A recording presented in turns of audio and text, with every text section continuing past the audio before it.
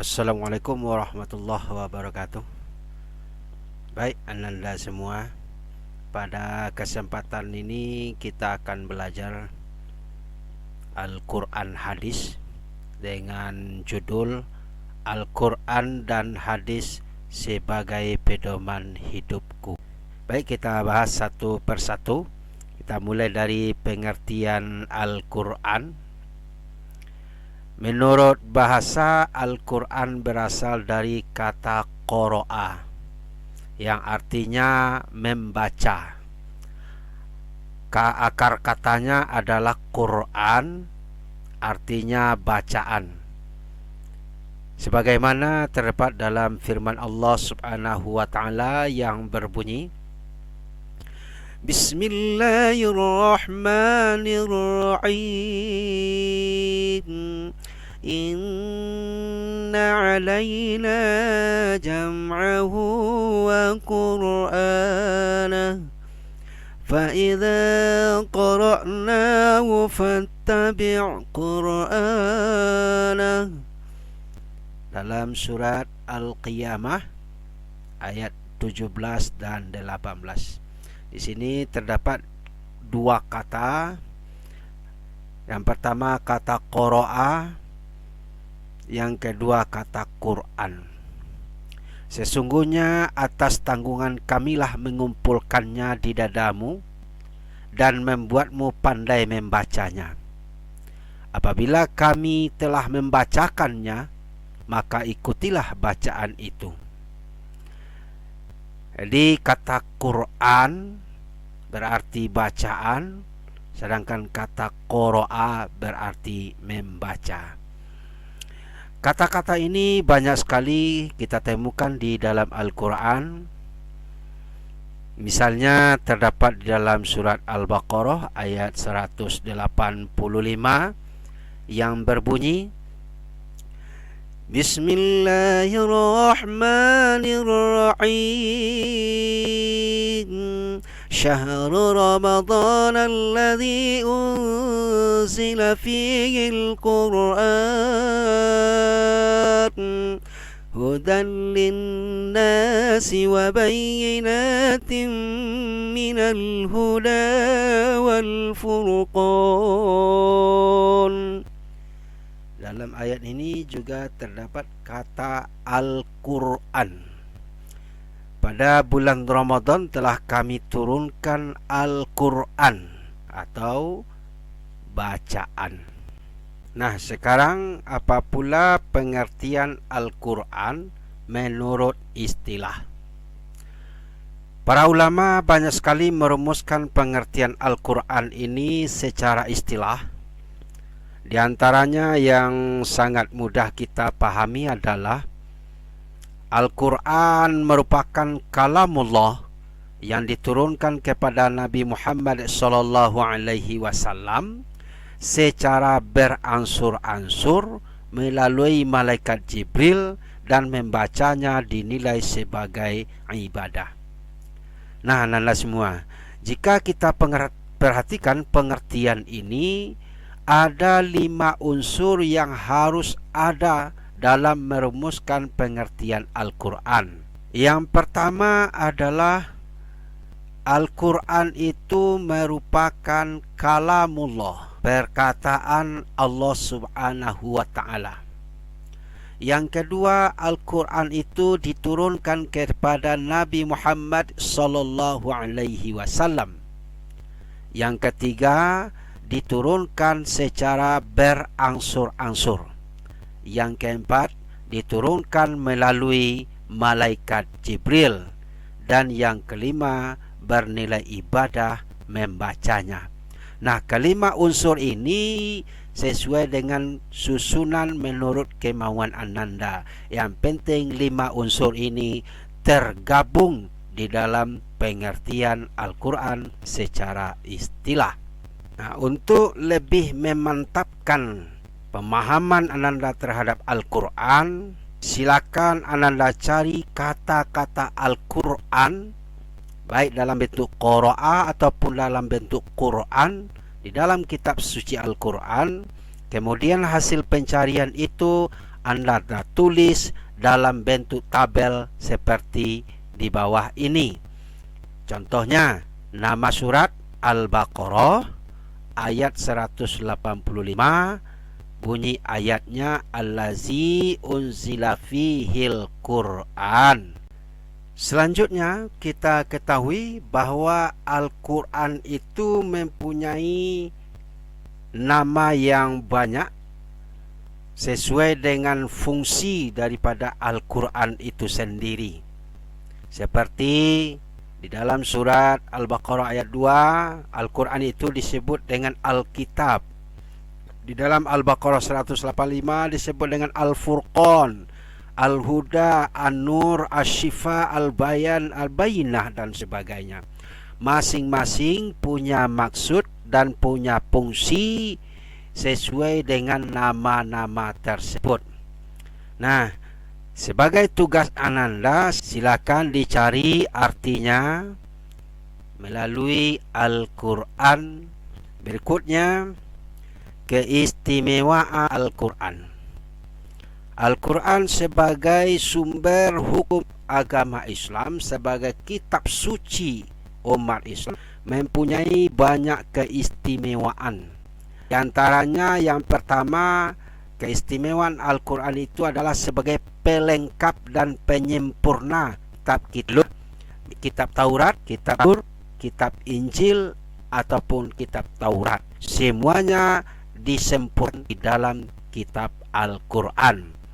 Yang kedua, keistimewaan Quran terjaga murniannya sampai akhir zaman, baik dari segi huruf, kalimat ataupun kaidah bacaannya, kaidah tulisan, dah basrabnya. Semuanya akan terjaga kemurniannya sampai akhir zaman.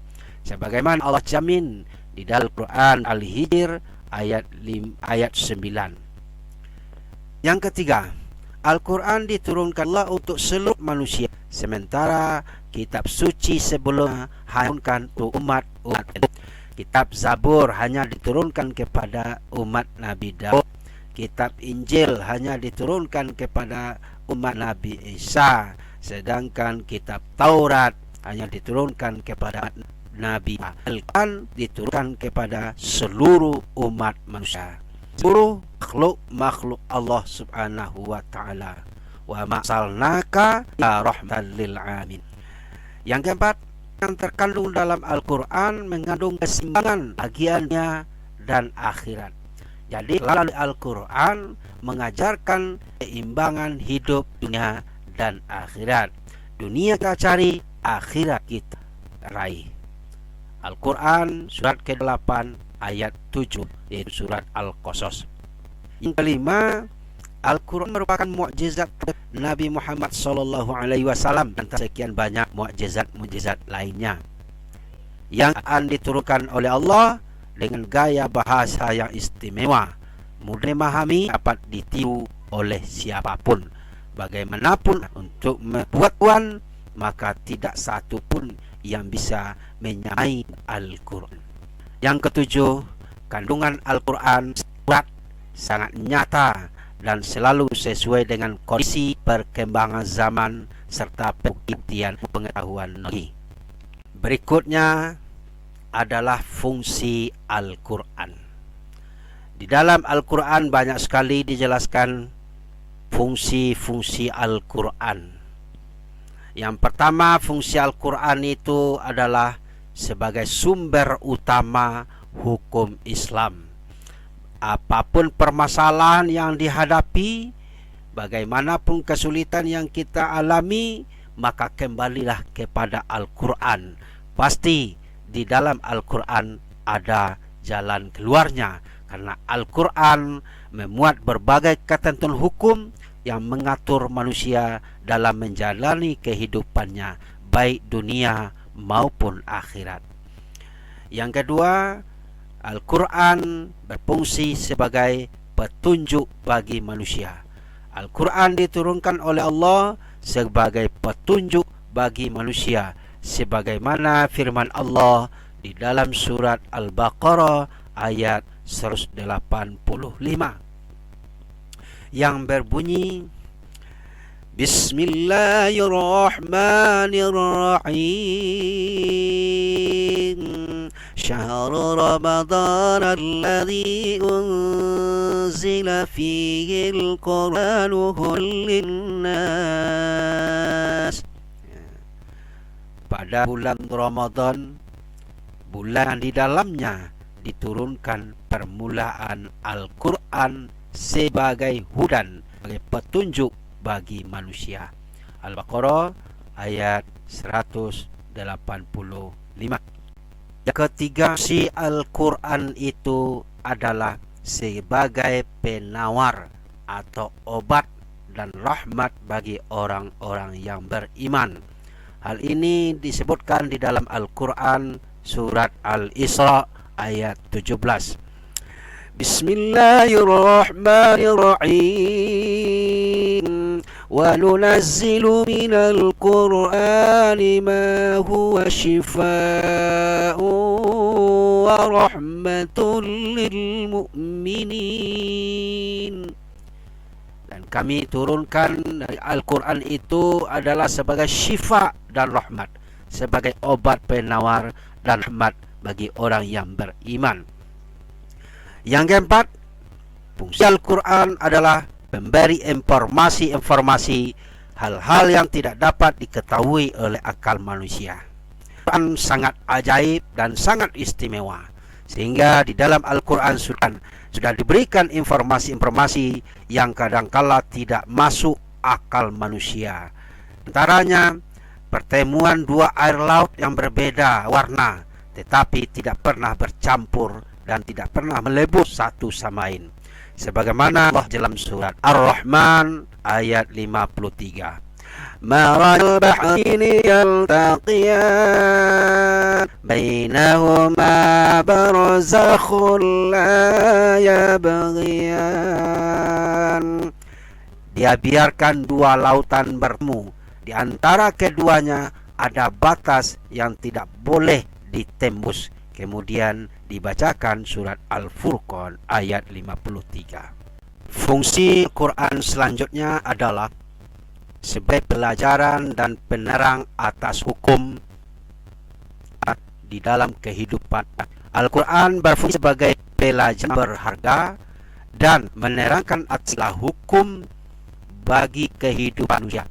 Sebagaimana firman Allah Subhanahu wa taala di dalam surat Yasin, surat yang ke-36 ayat 60 yang berbunyi, Bismillahirrahmanirrahim. In huwa illa dzikru wa Qur'anun mubin. Al-Quran itu tidak lain hanya pelajaran dan kitab yang jelas. Surat Yasin ayat 69. Yang terakhir, fungsi Al-Quran adalah sebagai petunjuk kepada Allah Subhanahu wa ta'ala. Tugas pokok kita selama Allah sebagai khalifah di permukaan bumi ini adalah kepada Allah Subhanahu wa ta'ala. Ibadah, jelaskan segala macam petunjuk, segala macam Al-Quranul Karim.